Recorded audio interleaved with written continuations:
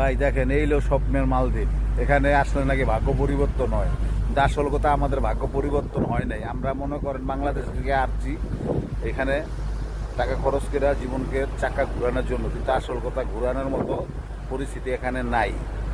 আর যেই হোক আপনারা প্রবাসে আসেন, বুঝে শুনে আইসেন, ফ্রি ভিসায় আইসেন না। আর কোম্পানির বিষয়ে আসলেও চাইনা শুনে কয় ঘন্টা ডিউটি, হ্যাঁ বন্ধ আছে কিনা এগুলো জেনে শুনে তারপরে আসবেন।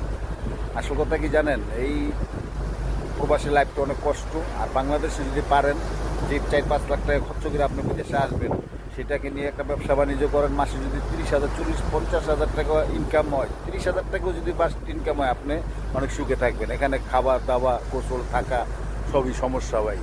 আর এখানে হলো উরুস, এই উরুসের কামড়ে মনে করেন আপনার শেষ হয়ে যাবে, চেহারা কালো হয়ে যাবো গা, যৌবন থাকবো না, জীবন থাকবো না, চেহারা ফেস নষ্ট হয়ে যাবো গা।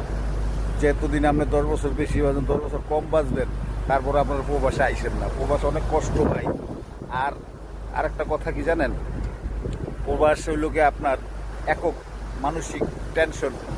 টাকা অনেকে কোম্পানি দেয়, অনেকে 3-4 মাস ধরে বেতন পায় না, ঠিক আছে।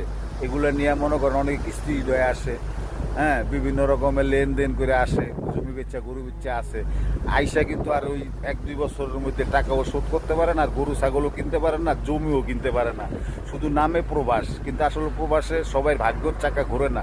হঠাৎ মনে করেন 100-র ভিতরে মনে করেন যে 10 জন মানুষ ভালো বাংলাদেশে বিল্ডিং টিল্ডিং করে, আমরা মনে করি প্রবাসে জানি কত টাকা।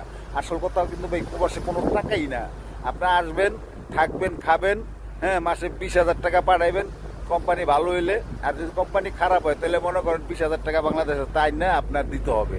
এই লোক প্রবাস। আসসালামু আলাইকুম, ভালো থাকেন, ভিডিওটা সবাই শেয়ার করে দিন, হ্যাঁ।